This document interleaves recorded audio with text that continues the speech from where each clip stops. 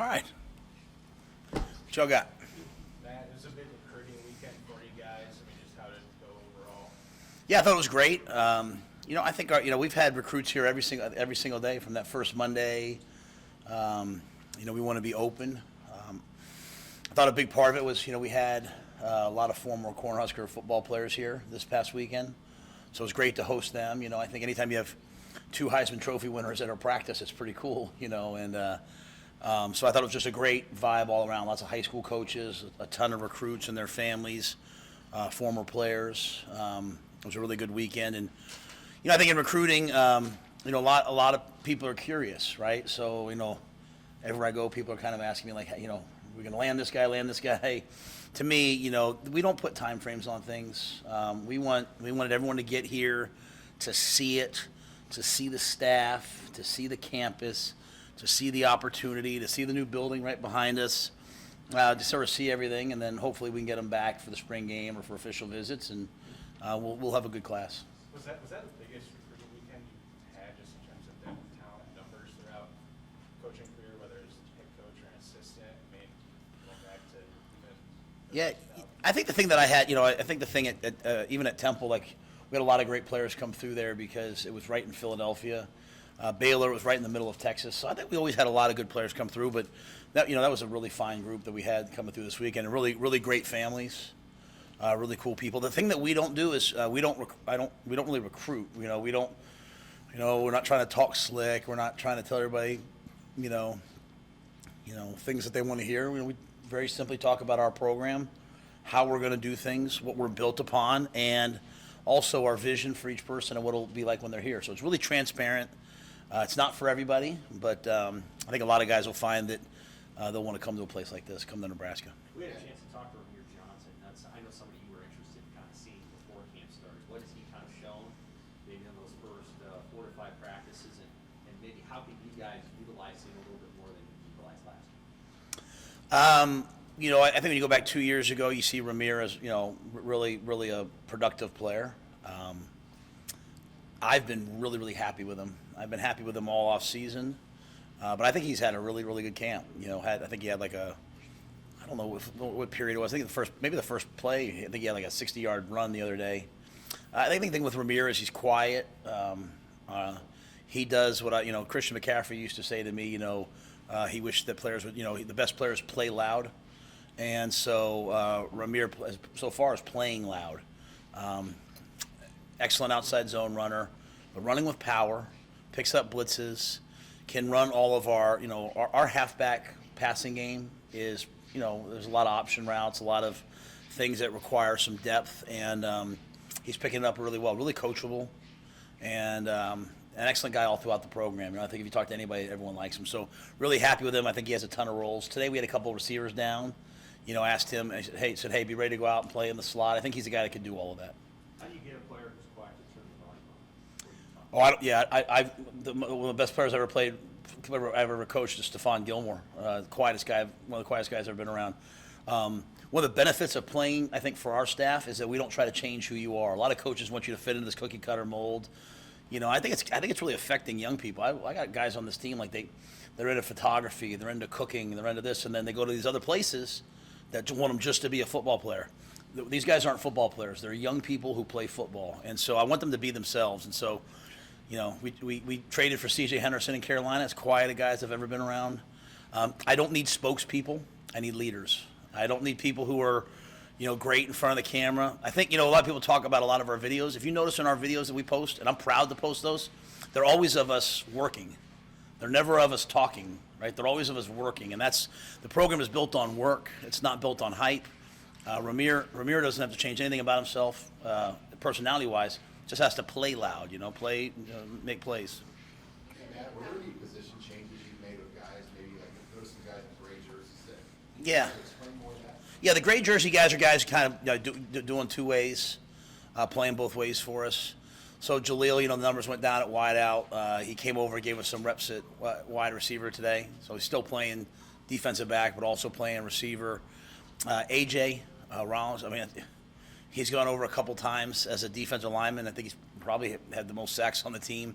So he practiced with the D-line today, but also can give us reps at tight end. So I personally think he has a real future there. You know, I don't make guys move.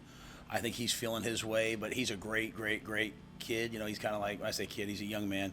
He's a great young man. He's sort of like, hey, what do you think is best? So we've kind of been playing him both ways over the last couple of weeks, and then we put him over on defense, but kept the gray jersey on him, just in case we need to move him over to offense. You know, that way Jay's not having to run a penny out there. So I think those would be two main ones. I don't know if there's anything else, Keith. Those are my two grays. Yeah. So, but even other position changes. Yeah, I don't think. I think that's it. So, you know, it's one of the challenges I've told the team is this is such a great group of guys, and they don't want to make a mistake. And playing football and being good at football and practicing is about making a lot of mistakes and correcting the mistakes. The key is to not make repetitive mistakes. So trying to get them just to kind of relax a little bit, and you know, everything's new for them. We go out there today. Today was, you know, sometimes you see me, I have to call them all up and talk to them like, hey, calm down. This is the drill. Some coaches are new. So we're kind of still feeling our way. I could see a couple more position changes probably in the near future with some guys, just to help them get on the field. Coach, can you elaborate on taking away the single-digit jersey numbers? Yeah, so when I was at Temple, it started when I was the offensive coordinator at Temple. Al Golden was the head coach, and then I did it when I was the head coach there, and I did it as the head coach at Baylor. Hey, guys, great to see you. Then I was the head coach at Baylor. And then, like, Willie Taggart took it to Oregon when he went there, so it kind of became something. But I got really tired of having a guy in my program who had spent 3 years in, like, number 47, was getting ready to play and wanted to wear number 1 or number 3, and he had earned it, and we would give it to a recruit. So what we decided was, you know what, 1 through 9, and now 0 through 9, would go to the, you know, the 9 or now 10 toughest guys on the team. And when I say toughest, you know, we define that for the guys, but really the guys who best exemplify what it means, you know, to be a Cornhusker, right? To be accountable, to be dependable, to be tough, hardworking, competitive every single day. And so, as we get into training camp, those, you know, we'll vote on it. It won't be the coaches; the players will vote on it, and we hope it kind of becomes a tradition. So while as we have wholeheartedly embraced all the great traditions that are here, hopefully this will be something new that people will get into, and there will be a long line of, you know, guys who, you know, earn that jersey number. A lot of respect for the guys that were in those single-digit jerseys, because they, you know, it's not fun to have your number taken away. But I think the cool thing now is, as recruits say it to me, as guys say it to me, can I wear number 3? Absolutely. Just have to earn it. And there's no delineation, right? The first guy that we vote in, he picks whichever number he wants. The second guy, he picks whatever number he wants.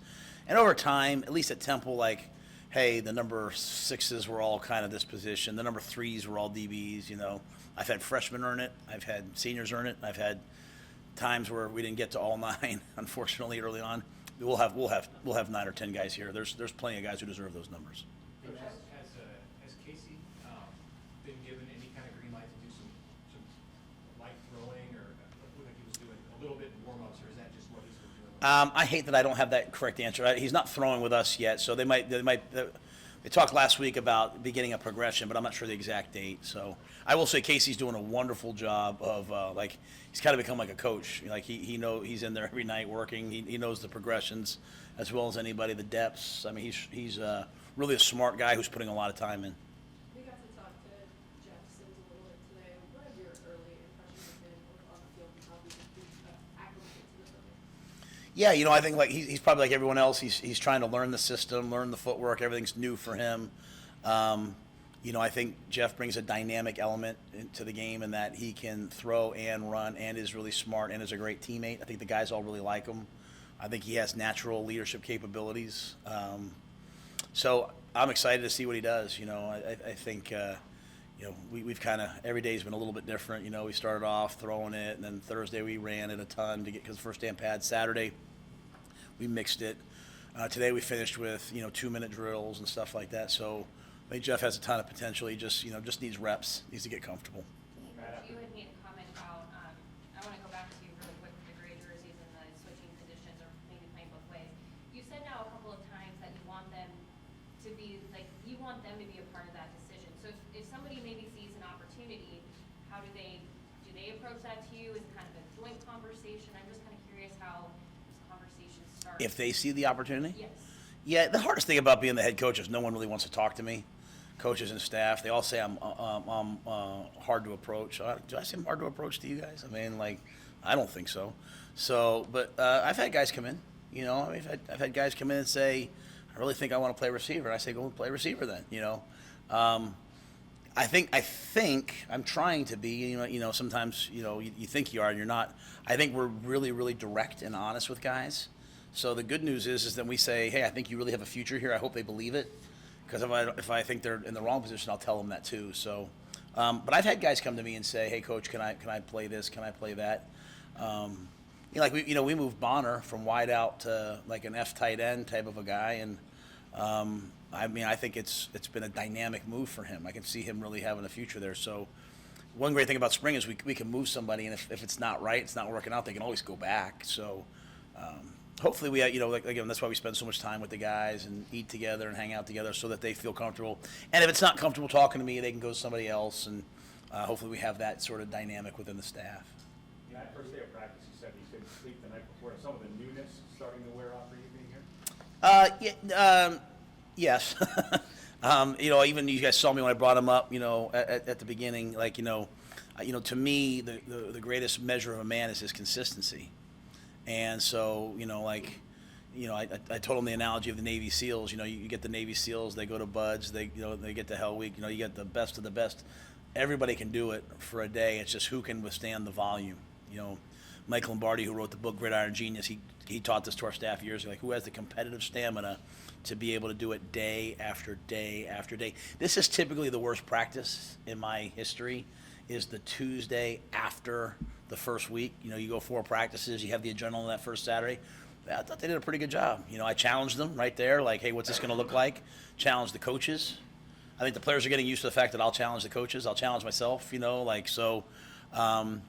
So while the newness is worn off, and now it's just about the, like, hey, can we grind out the details, And so we have a good group of guys. And I do think the fact that we have so many guys out for spring football allows us to have a lot of competition periods, and competition is what these guys really want, right?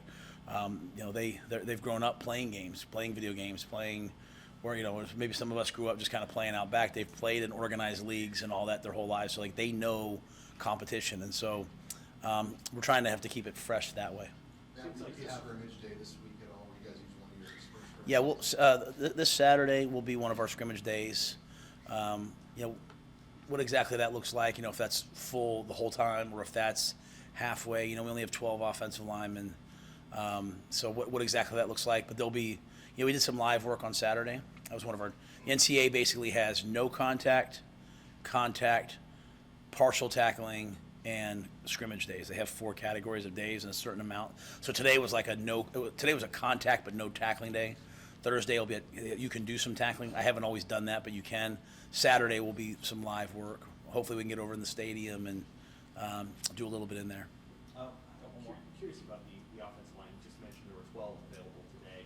That seems like a low number. How concerned are you about trying to get those numbers up in the offseason? But I was also specifically interested in Jacob Hood and Gunnar Matua, who are brand new to the I think that's probably a low, in all seriousness, it's probably a low number at Nebraska, because you guys are used to having 200 guys on the roster, 150. I think having 12 linemen this time of year is about what I'm kind of used to, So I think we have 3 or 4 great walk-on offensive linemen that are just, I think Dylan Parrott's a guy that could play. He could develop and he could play.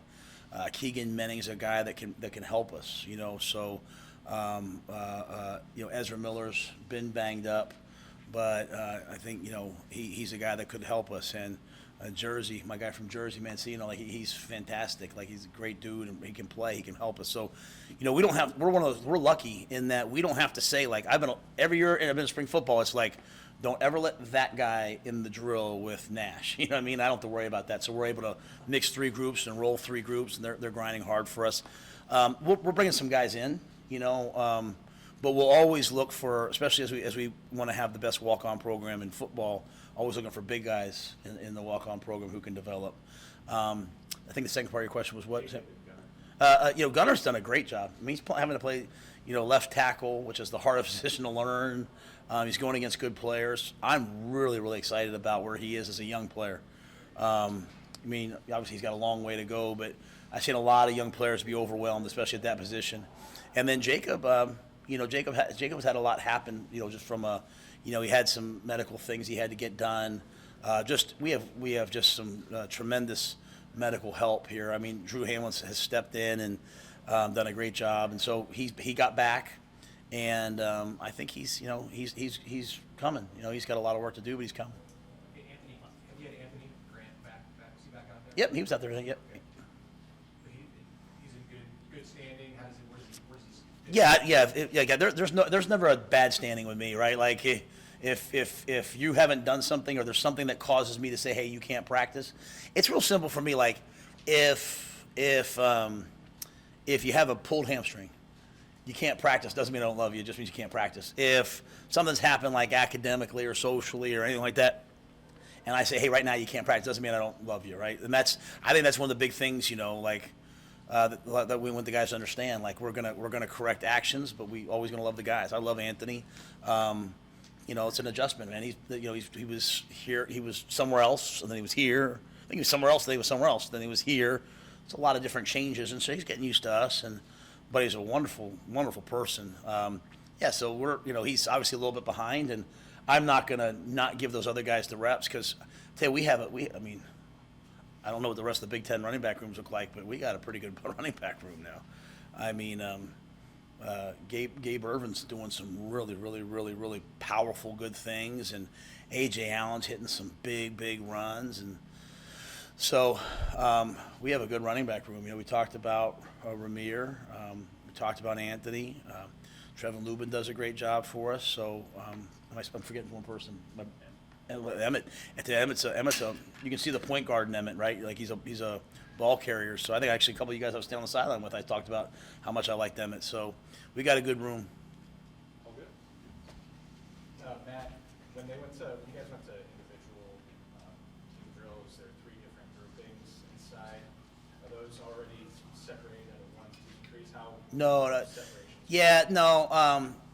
They're doing like circuits, just defensive circuits. So.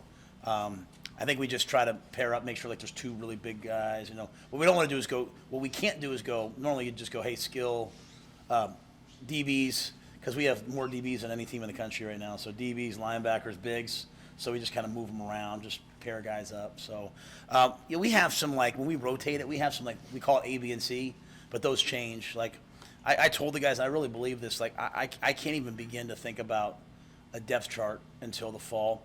In fact, I tell the staff all the time, please do not evaluate their technical skills and drills and oh, this guy, he can do this, he can't do that yet. Try to improve it.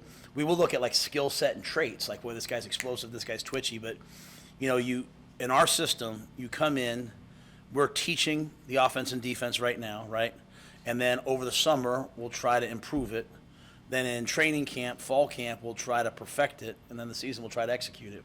So that's why I said a lot of the players are getting like this, why am I not? I'm like, because you've done it for 4 days, The same thing with the coaches. So I'm really taking that methodical, detailed, hey, the worst thing you can do is write a player off. It's the worst thing that you can do because there's guys on our team right now that are probably sitting in that locker room that are walk-ons that are like, man, am I ever going to play here? Then, man, I'm going to turn to them in the middle of the season and be like, I need you to go do this, and they're going to go do it. And so our job as coaches is to coach everybody, right? And then as we get into the season and all that, things will happen, and we will be a little different than what has happened the last couple of years. If we're playing the same 11 guys on defense all game, I'm gonna lose my mind, right? I want to be playing 18, 19, 20 guys on defense. I want to play. We're not going to just come out in one personnel grouping. So I got to get a lot of guys ready. That's why I'm moving guys around, trying different positions, and then every once in a while you stumble onto an AJ who goes over to defense and just you're like, holy smokes, look at this. So. So that's why it's not truly a depth chart, but we do have to organize each practice, and we try to rotate it a little bit and see what's what. All right, it's great to see everybody. Thank you, guys.